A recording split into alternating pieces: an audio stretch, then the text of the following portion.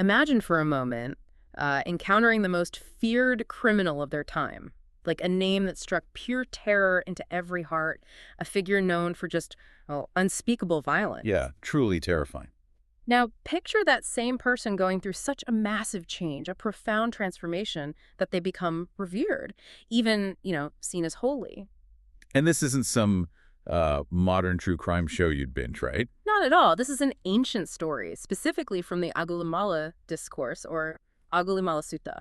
It's a really fascinating text because it doesn't just tell a gripping story. It really invites us, pushes us to think deeply about our human capacity for change, for redemption. It's quite timeless. Absolutely. So today we're doing a deep dive into this extraordinary story of Aṅgulimāla.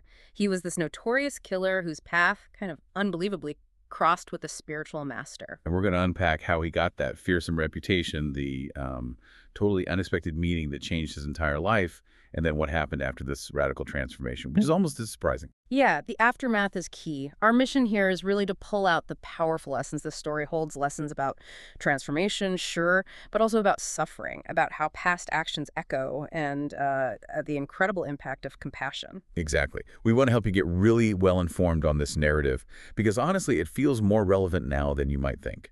So yeah, let's get into it. Okay, let's start with Aṅgulimāla himself. Before the change, the texts paint this incredibly grim picture. He's called a cruel, bloodthirsty robber, just totally immersed in killing and violence, zero compassion. Right. Utterly devoid of it. And his impact wasn't small scale. You asked how far-reaching it was.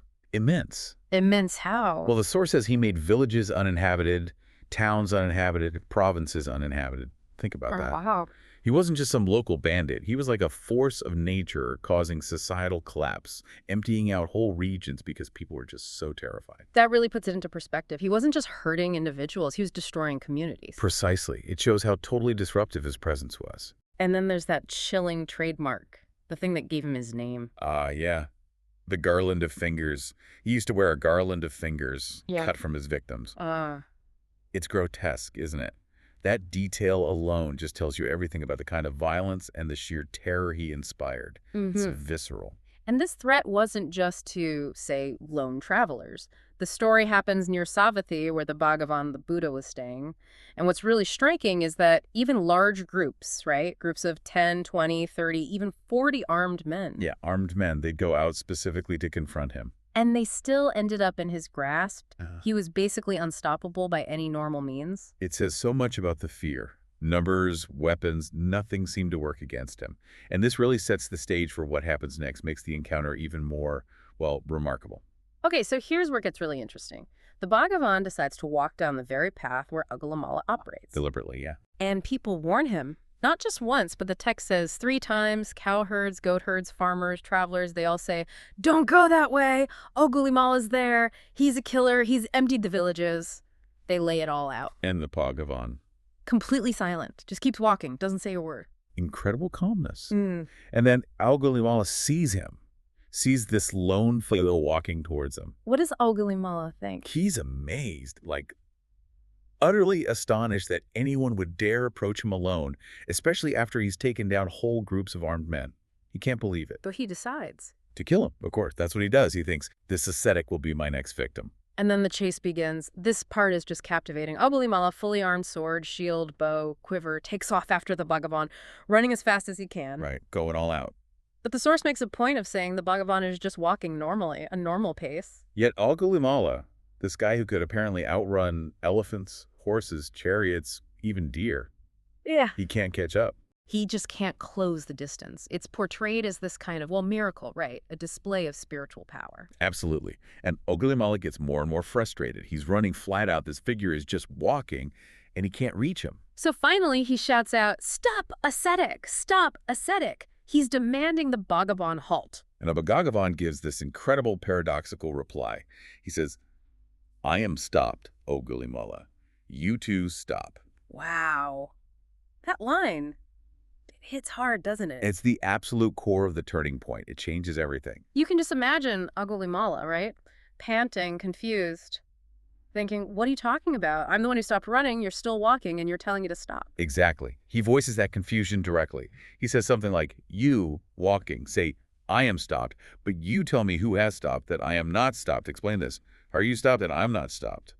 He's completely bewildered. Because he's thinking physically. Right. And the Bhagavan clarifies, speaking on that deeper spiritual level, he says, I am stopped, Aṅgulimāla, always with regard to all living beings having laid down the rod, meaning having given up violence. But you are unrestrained towards living beings. Therefore, I am stopped and you are not stopped. Oh, okay. So stopped means stopped harming, stopped killing, stopped having that violent intent. Precisely. True stopping, real peace, comes from that internal shift, from abandoning the will to harm. It completely reframes the idea of stopping. And how does Aṅgulimāla react to this explanation? The effect is instantaneous, radical. The text says he gets it immediately. Just like that. Just like that. He throws down his sword, his weapons, chucks them into a pit or chasm, and bows down right there at the Bhagavan's feet and asks to become a monk. Incredible. No hesitation. None described. It's portrayed as a complete, sudden realization. And the Bhagavan's response is equally simple and profound. What does he say? Just come, monk. That's it. And with those words, Aṅgulimāla is ordained, instantly becomes a monk. It's this moment of pure, compassionate acceptance, a spiritual rebirth. So word of this presumably gets back to the capital, Savatthi. What happens there? Well, news travels. A huge crowd gathers at the palace of King Pasenadi. They're loud, they're angry, complaining about Aṅgulimāla, demanding the king finally do something, put an end to the terror. Understandable reaction. So the king decides to act. He does. He gathers a force, 500 horsemen, and sets out to hunt down and capture Aṅgulimāla. But first, he stops to see the Bhagavan. Yes, he pays a visit. And after explaining his mission, I'm going out to get this bandit, Aṅgulimāla, the Bhagavan poses this really interesting hypothetical question. Which is? He asks, essentially, Great King, what would you do if you found out Aṅgulimāla had completely changed? If he'd shaved his head, put on monk's robes, renounced violence, and was living virtuously?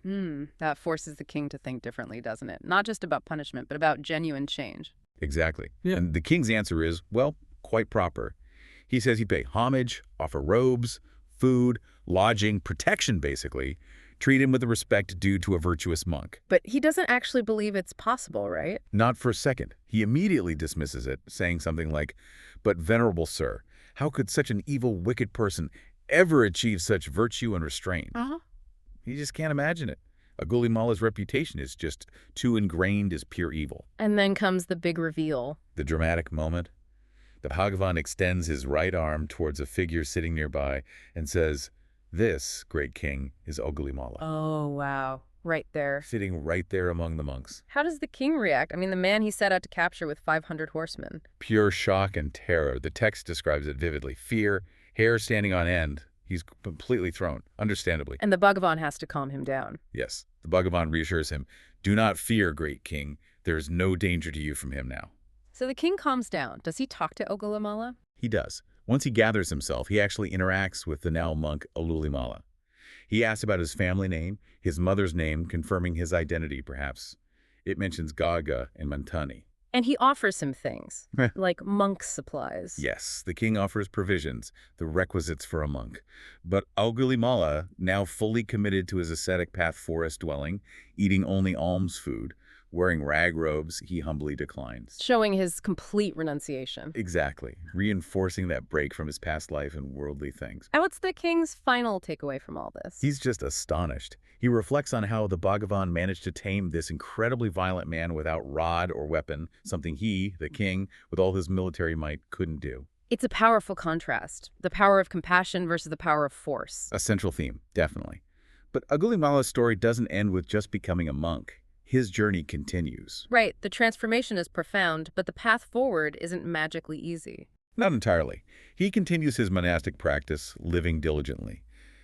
And one day, while he's on his alms round, collecting food, what happens? Sees a woman in labor, having a really difficult obstructed birth. The text uses terms like mudagava visatagava, and seeing her suffering, he feels intense compassion. Compassion, from the man who wore a garland of fingers. Exactly. It's such a stark contrast. He thinks living beings indeed suffer. This shows the depth of his internal change.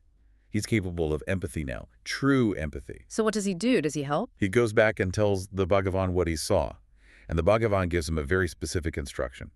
He tells him to go back to the woman and make a formal declaration, an act of truth, An act of truth. What does he have to say? He's told to say, "Sister, since I was born, I do not recall intentionally taking the life of any living being.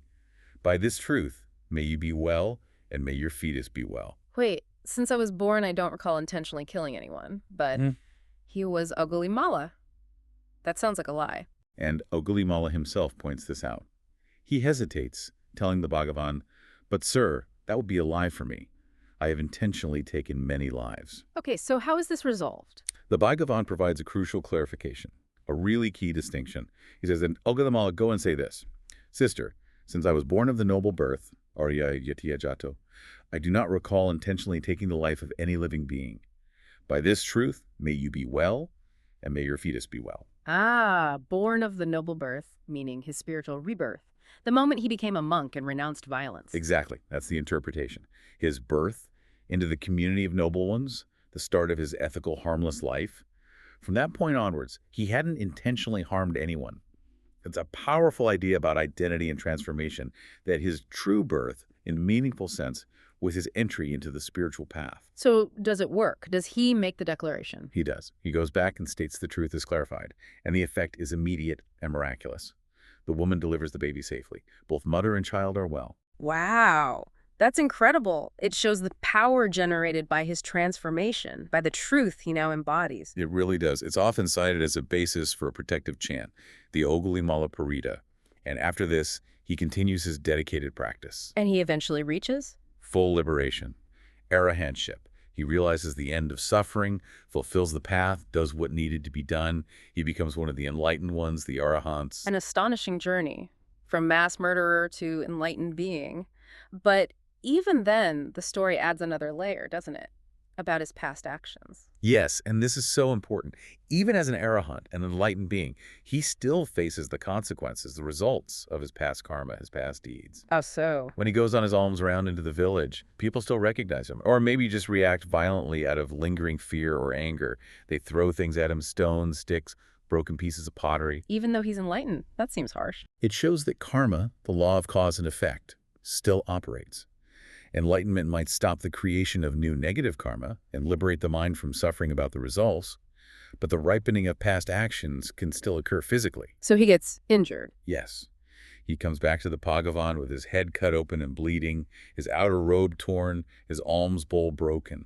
A real mess. And what does the Bhagavan say about this? His explanation is profound. He tells Aṅgulimāla, essentially, bear this. You are experiencing right here and now, in this very life, the result of deeds for which you might otherwise have suffered in hell for many, many years, even centuries or millennia. So it's like the karmic debt is being paid off now in a less severe way because of his transformation and attainment. That's the idea. While redemption and liberation are fully possible, the echoes of past actions can still manifest. But for the arahant, they were just experienced physically, without creating further mental suffering or negative reaction. It's a nuanced picture of karma. And Aṅgulimāla himself reflected on all this, didn't he, in those verses that Udana? He did. They are incredibly powerful. He speaks about his own transformation. For instance, whoever was heedless before, but later is not heedless, he illuminates this world, like the moon freed from clouds. Beautiful image. And also, whose evil deed is covered by a skillful one, he illuminates this world, like the moon freed from clouds. It emphasizes redemption through skillful action, through good deeds. He also talks about his name, right? The irony of it. Yes, very poignantly. My name used to be non-harming Ahisaka, though I was formerly a killer. Today I am truly named, for I harm no one.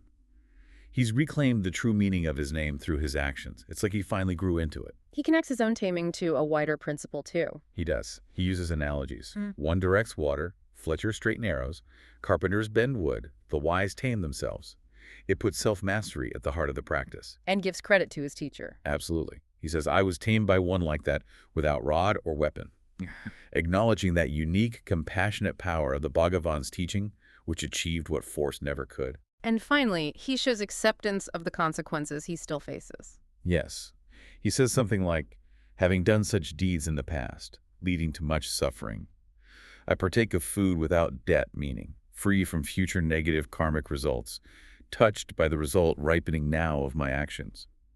It shows this incredible spiritual freedom, accepting the present results without creating new suffering. So wrapping this deep dive up, what are the main takeaways from the Aṅgulimāla story? Well, I think first and foremost, it's this incredibly powerful message that even the darkest, most destructive past doesn't have to define someone's ultimate potential.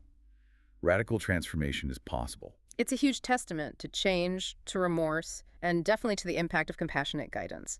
That encounter was everything. Absolutely.